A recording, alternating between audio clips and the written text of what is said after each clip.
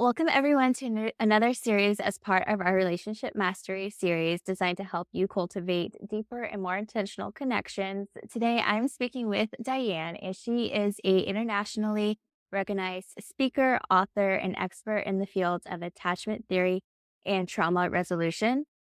Today, we are diving into attachment in adult relationships, really breaking it down and the straightforward strategies that will help you create lasting positive changes in how you connect with not only others, but yourself. So, welcome, Diane. I'm excited to jump into this conversation. Your work integrates both trauma resolution and attachment theory. So, I'm curious, can you explain what that is and, like, how you decided to combine those 2 in your practice and how they support each other?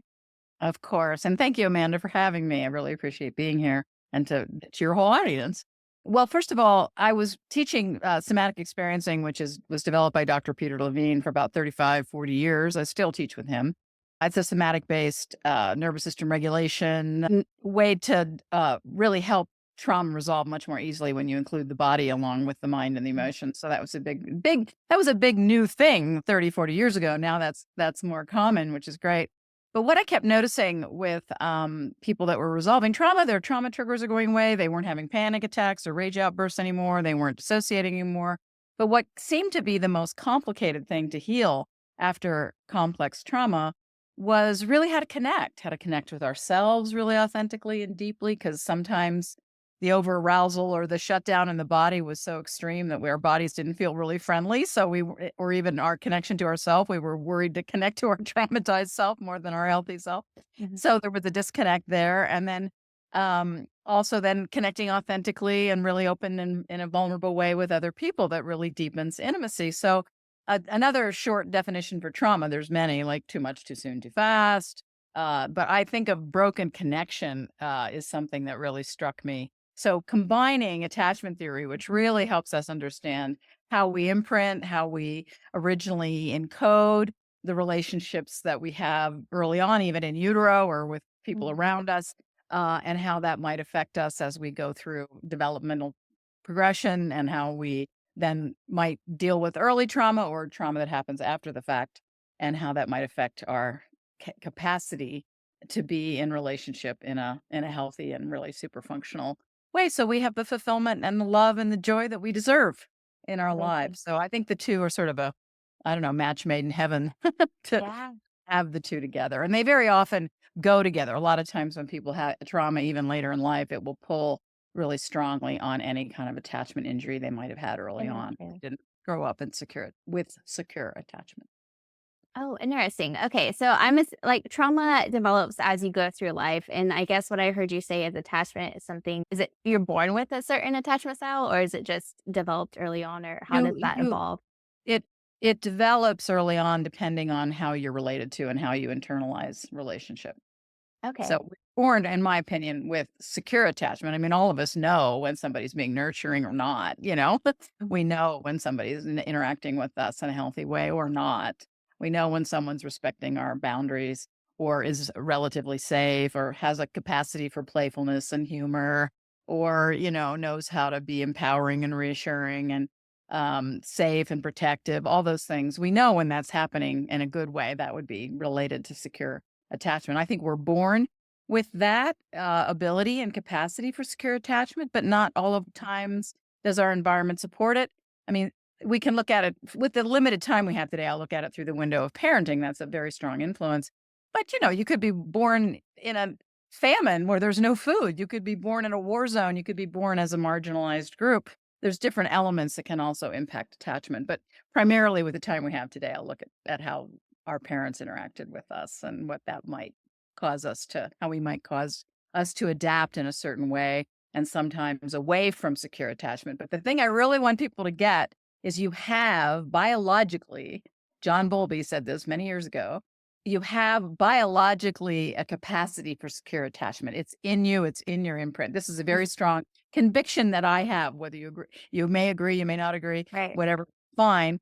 That's the conviction that I hold, and I see clinically people being able to learn and move back to secure attachment, even if they had to for their survival, adapt away from it given the circumstances they were born into. Yeah, thanks for addressing that because I always, secure attachment was the goal, but I didn't know like that was our default. And then usually we're strayed away from that. Can you go over the different attachment styles and what they Sure. are? Sure. I'm going to give you the Cliff Notes version. I do want Okay. to mention if you want a little more information that's free, we like to give you a lot of support in a free way. On our website, traumasolutions.com, or my name, DianePooleHeller.com, it'll go to the same place. There's a free attachment quiz. And what I want to tell you about that is when you take it, it will get based on your responses. It will give you kind of a pie chart of you have so much secure and so much avoidant, so much ambivalent, so much disorganized, which I really like because we have a mix of attachment styles. And depending on who we're in a relationship with, it's going to pull a certain attachment reaction out of us based on and any different relationship we're in. It adapts to the relationship that we're reacting to. So when you take the test, you can take it as much as you want. You want to take it with one relationship in mind at a time. So, okay, I'm going to take it Okay. this time thinking about my mom. Then I'm going to take it again thinking about my dad. Then I'm going to take it again thinking about my life partner or child or coworker or boss or whatever focus you have. But you have to think about how you respond to one person because your attachment style will shift depending on the person. And to get what your primary default attachment injury might be if you have one, you want to take it kind of thinking, well, how am I reacting? Not on my best day. I mean, how am I reacting when I feel a little sick or a little tired or a little stressed out? Because that will tell you more clearly what your default attachment style is. And then we give you a lot more information about each of the attachment styles if you take the attachment quiz. And, you kind of will send you some information and then you can, if you want to be on our mailing list, you can. If you don't, you can sign off, but, it'll give you a good start of some Mhm. general information about attachment in addition to what I'm able to cover today, so I just want you to know it's there. Yeah. Awesome. That's a great And resource. and so secure attachment is what we're all going for, and if you were raised with secure attachment in a pro-social family, yay! That's really great because you could start out in life with major advantages. Mm. You have sort of an unflappability, you don't get that stressed out, your nervous system's regulated, difficult things happen to everybody, but you sort of can take it in stride or move through it and resolve conflicts relatively easily. You trust yourself, you trust other people, you have a sense that you're safe, other people are safe, the world is safe. You kind of have that viewpoint just baked in.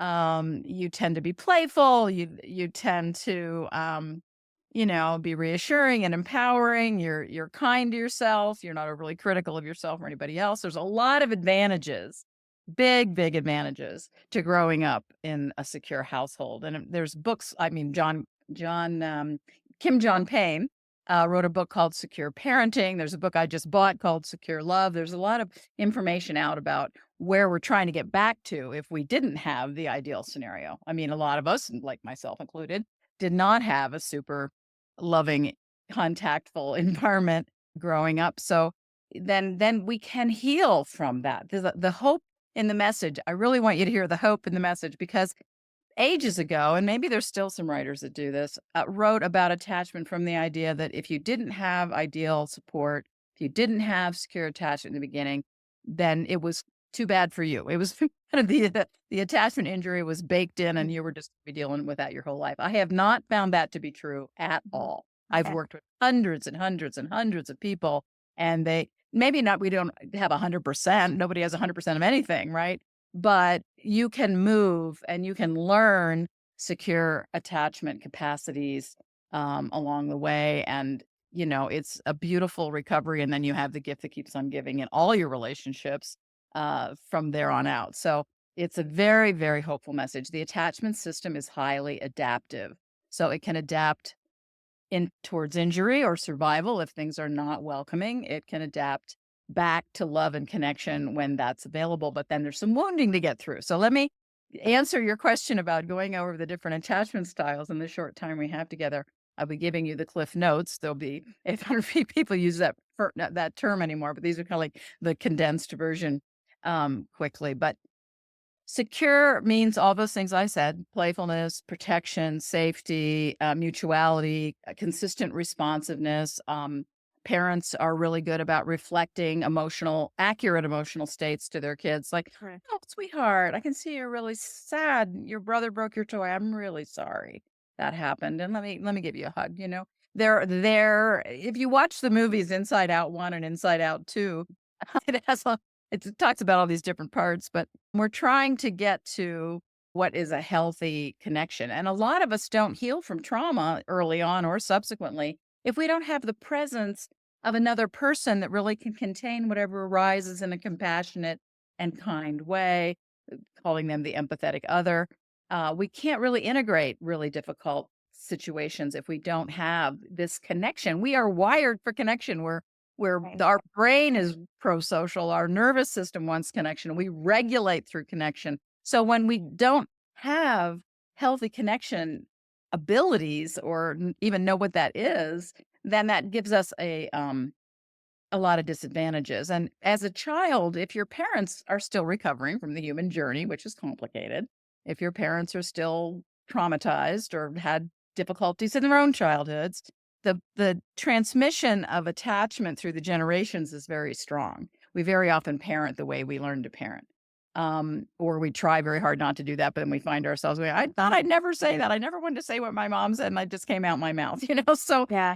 very easy for that to happen. So don't give yourself a hard time. Mm. Everybody struggles with this. If you're a parent listening to this, which many of you are, please take any pressure or judgment and just throw it off your shoulders because we don't Yeah. know till we know things. And, as we learn more about this, it's easier for us to move our families forward in a positive direction. But we don't know till we know, Right. and when we came from patterns that were not ideal.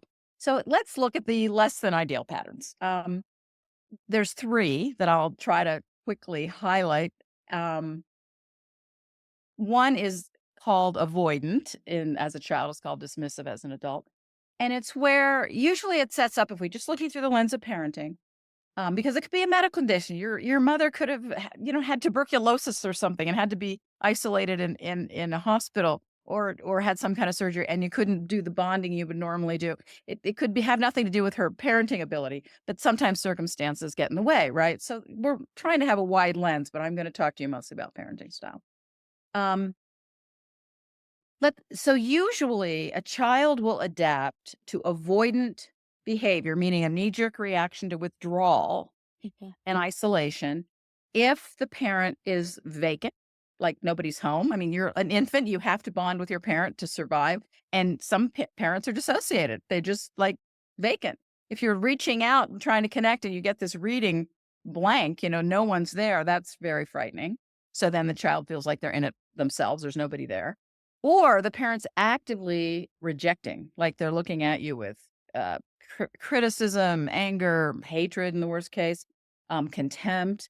That can happen. And if that's happening a lot, then of course the child's going to kind of shrink away from that and kind of go into themselves, like a little isolation bubble to protect themselves.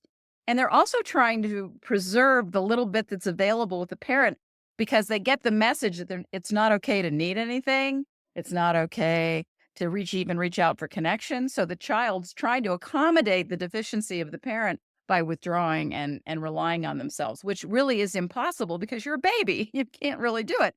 So I call this reactive autonomy. People will, in that situation, develop real independence and real autonomy, but a lot of it in that situation is a reaction to no one being there, and either no one being there due to vacancy or no one being there due to a lot of neglect, just not showing up, not meeting needs, or not being there because they're interacting with the child from a critical, angry, negative space way too much of the time, or kind of a confused, chaotic space. Maybe the household there's addiction, there's things that create a lot of chaos. Maybe, people are dealing with really difficult social issues. I mean, sometimes these are things people can't really help.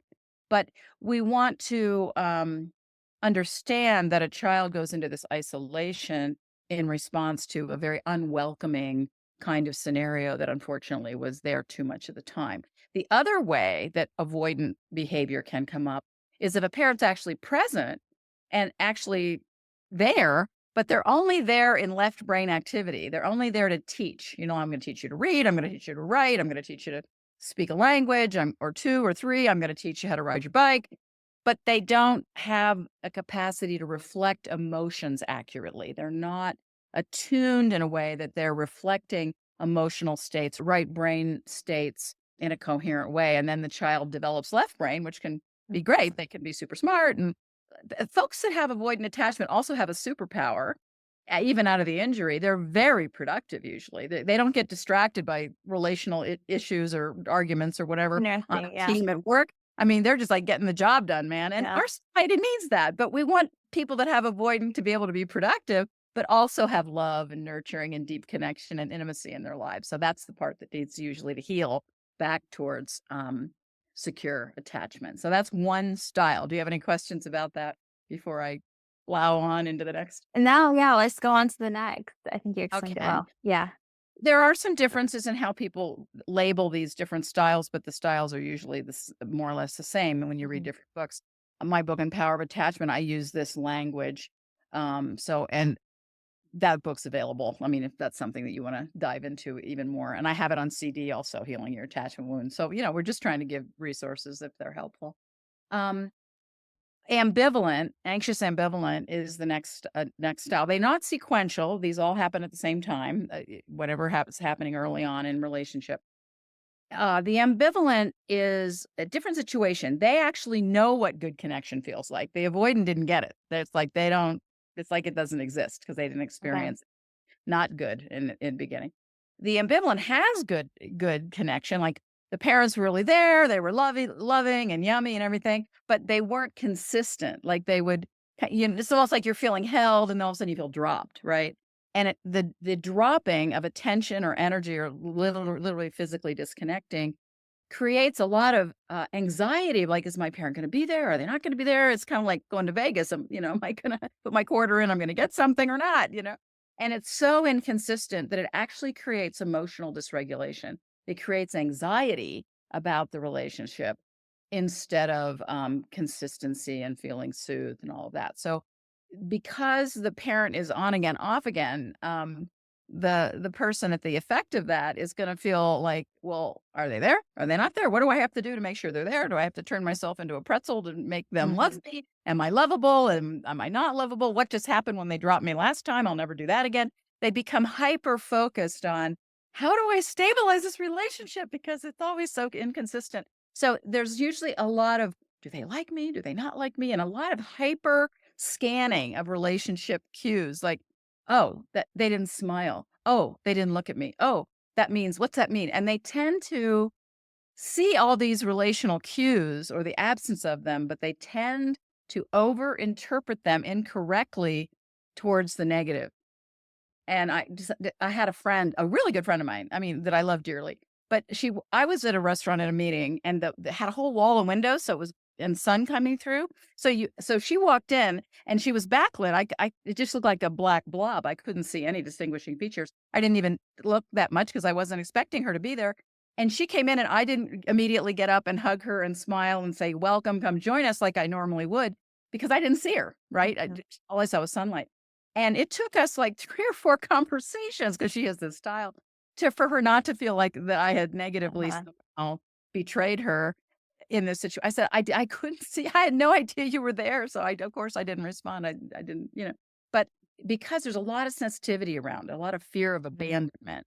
So it's important to reassure someone like that, "Hey, I'm your friend, I really care about you, I'm your guy, I'm your gal," if it's your primary other. "I'm your mom, I'm your dad, I'm here whenever you need me."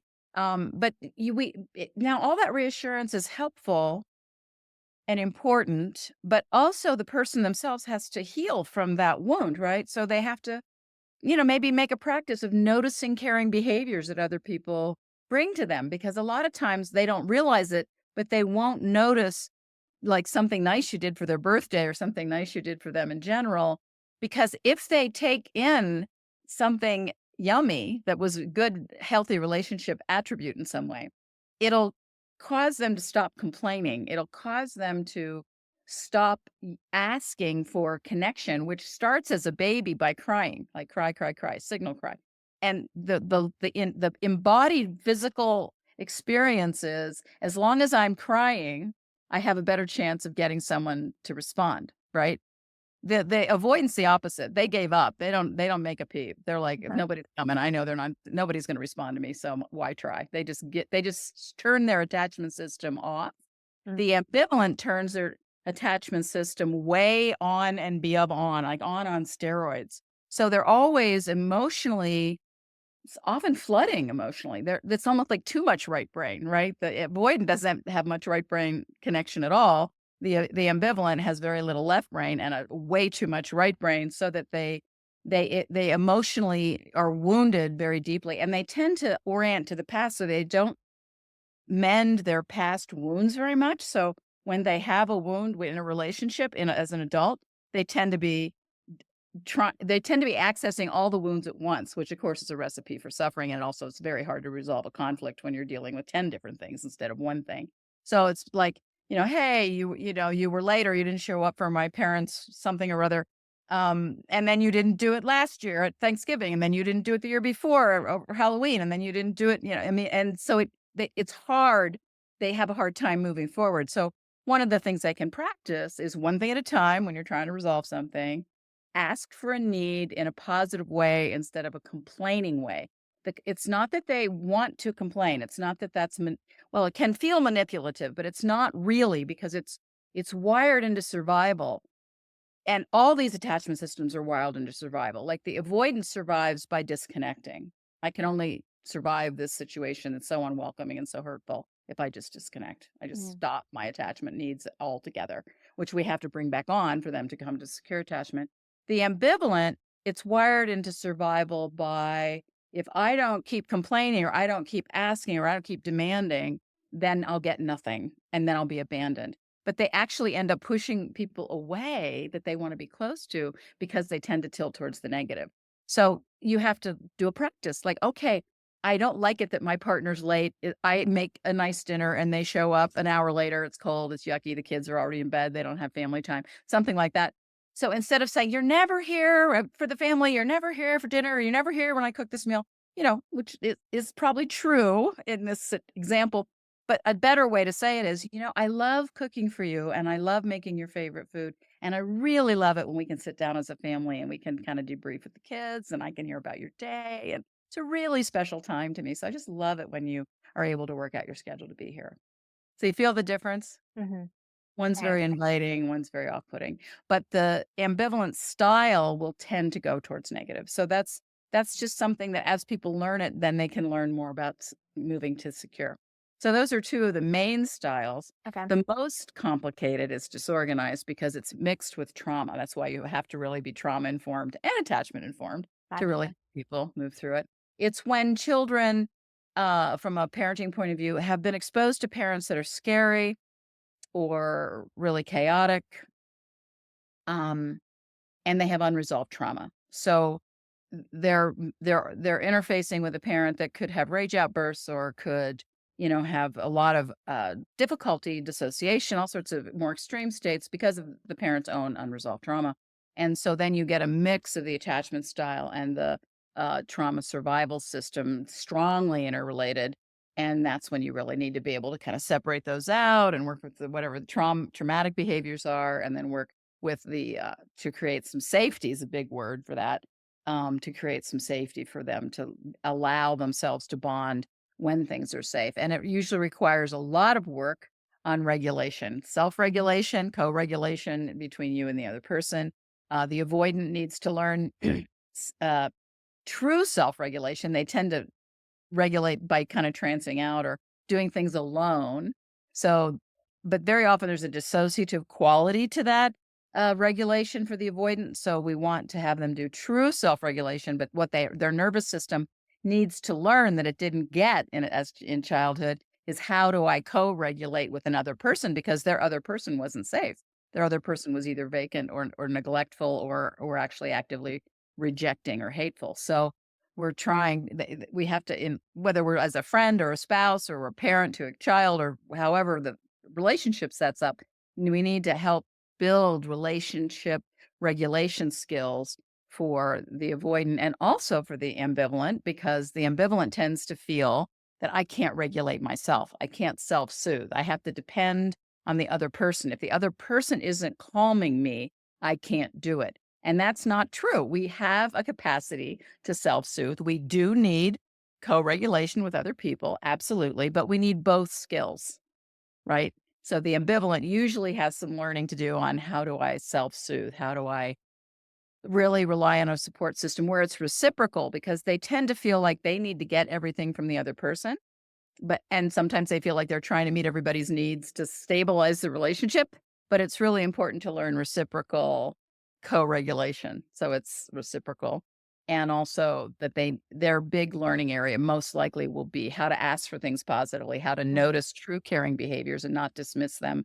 And to notice when they get good stuff in the relationship, nothing bad happens. Because what they're reacting to on a survival level is my parents there, it's really yummy, they're really there for me, they're really attuned, and then I'm just dropped. And this happens so much that every time they get something good, they're waiting for the other shoe to drop. They're waiting for the abandonment that they're absolutely sure it's programmed into their body and nervous system and brain that the next thing that's going to happen is abandonment. So we have to pull those two experiences apart so they start to experience true satisfaction, true fulfillment, that I can have love in my life. I can have yummy experiences in my relationship. And it doesn't mean that I will be abandoned right after that. Because, of course, they'll pick fights. If you think somebody's going to abandon you, but even if they haven't done anything, but that's what you feel is true, you're going to be defensive about that, right? Before they even have a chance to do anything. And they may not have any intention to abandon you at all. But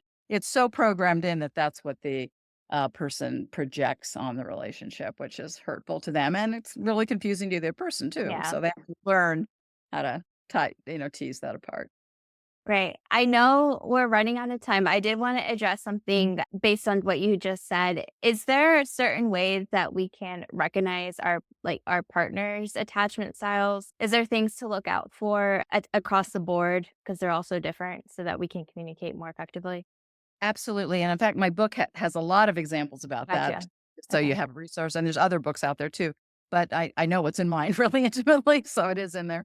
And then if you have your partner take the attachment quiz, Okay. then talk about it, right? Because you Gotcha. can print out the results and just have a discussion. Because the thing that's so important about this is I don't want people throwing words around like, "Oh, you're avoidant, I don't Right. want Yeah. that, that's not what I want. What I want is a compassionate, biologically informed, right?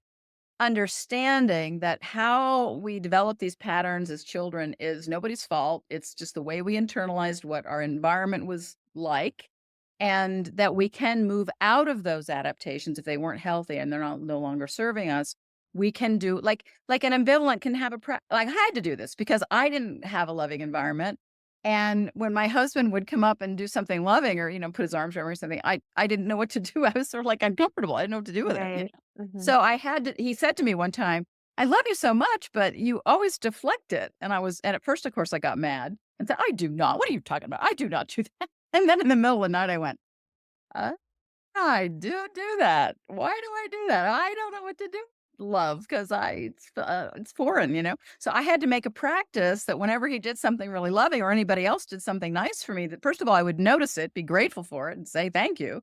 But I would also stay present to take it in because I didn't know how to take it in. It was foreign. So if you can change these things into practices, that's really helpful. And the thing for the ambivalent is they think everybody else is the reason they're unhappy because they externalize everything. So they don't know, literally don't know that they're actually rejecting love a lot. They want love all the time. They're very clear they want a relationship and they want love. The avoidant, maybe not, but the ambivalent's very clear. I want a relationship and I want love, but they dismiss it all the time, and they're not aware of that. So, Mm. something I usually do, with folks is I say, "Okay, I want you to imagine every loving behavior, like a big feast on the table in front of you, all the loving words, all the loving actions, all the loving hugs or holding hands or whatever, anything that you gifts, whatever, the 5 languages of love, anything you would like."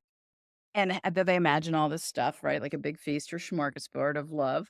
And then I said, "Now I want you to take it in." And they go, "Oh," and they just contract. And they don't and I'm like, Mm. okay." So it's not so easy to take in love as much as you want it, and you profess that you want it, not so Gotcha. easy to take it in. I said, "Okay, take in 1%, try 1%." They, "Oh, yeah, I can do that." And they go 1%, and their stomach relaxes, they deconstrict, they start to feel fulfillment, and I say, "And notice nothing bad is happening. You just took in some love. Nothing bad is happening. You have to keep teasing that apart because they're expecting betrayal or abandonment. So they have to unhook that. And then they go, "Oh, I want more." I'm like, "Great. How much more do you want?" "Oh, I'm going to try 5%." "Okay, great. Take in 5%." So you're building their capacity to tolerate what they say they want, but they actually can't receive. They have an issue of blocking receiving, but nobody knows that. You can't just tell somebody that. They have to feel it in their body and go, "Oh," and then like do like what I did, where I had to make a practice of staying present and receiving and letting myself embody love and caring behaviors that came my way from friends or anybody, from my husband, anywhere, to really take it in. So there's things that you can do and you can help your partner do. Right. Very often avoidance get together with ambivalence, and that's a recipe for Okay. suffering because Yeah. but you can navigate it. It's like the avoidance really attracted to the effusiveness and the right brainness of the ambivalent and the availability of the ambivalent, and the ambivalence often very attracted to the Opposite kind of attracts. intelligence and capacity of these avoidant folks. And then the trouble sets in because the avoidant will start to withdraw, and then that'll trigger the fear of abandonment of the ambivalent. And so you need to, if you understand it compassionately, that a lot, I'd say, some people say, this is the thing, 90, I think Alan Shore says this. He's an expert on attachment. He says, I believe he says that 95% of what's happening in your adult relationship is based on your history with your parents, has nothing to do with your partner, so Interesting. That's very so interesting. that's kinda helpful to know. Other people say none of it is relevant at all. So if you just take 50%, let's go to the middle. So if let's say 50% of what's going on in your adult relationship is related to your earlier upbringing, the more you and your partner can understand each other's earlier upbringing, what issues came out of that, compassionately realizing it as not personalizing it, not taking it in like it's a rejection of me. It's actually a pattern this my partner learned a long time ago, and my patterns I learned a long time ago and aren't meant to hurt my partner. That alleviates a lot of blame and shame and criticism that doesn't belong in your relationship anyway. So I write about that in my book. I mean, there's so much to say about it. But what I love about bringing attachment theory and even as a metaphor for healing is that it takes the judgment out. It brings Right. compassion. It supports healing. It's very hopeful. The attachment system's very forgiving. It really it wants to adapt, and it wants to go to secure attachment, but it may have sometimes very significant wounds to get over before it can do that. So getting help with that, whether that's friends or therapists or spiritual teachers or colleagues or whoever it is, a mentor, that can be really, really helpful. And once you do the healing, you have it the rest of your life. It's the life the gift that keeps on giving in all of your relationships. And we all deserve love. We all have the capacity for love. Right. We I just do. sometimes have to bring it to the forefront again. Well, there's obviously a lot to this, and so I really encourage everyone to take the quiz because I think I can see how it would be hard to identify in just descriptions of these different attachment styles because I hear a little bit of myself in each one of them. So Because we having a haven't quiz, met. We haven't yeah, met. so having a quiz to kind of pull out those specific characteristics, I assume would be very helpful. And then, of It course, a book to kind of go deeper into it, to really understand yourself and others would be really great. Dan, you shared so much. Thank you so much for sharing everything with us. And I hope that it informed the audience of how important attachment styles are and things that we can be proactive about it. It's a really great thing to know. So I know that the quiz is your freebie that will be linked below this interview for everyone to take a part of. Highly encourage it. I think it will benefit us all to know ourselves a little bit better. But thank you again, Dan, for being such a great guest with us today. You're welcome. That we have programs on our website for the public and also for therapists if they're interested at Awesome. traumasolutions.com. And I'm doing a personal retreat in the UK, which I haven't done in years. July 5 to 12. If anybody's interested, you can find information on the website about that too. But thank you for having me. This was fun, and I hope Thank you. it was helpful to those who were listening. Thanks everyone for Awesome. joining.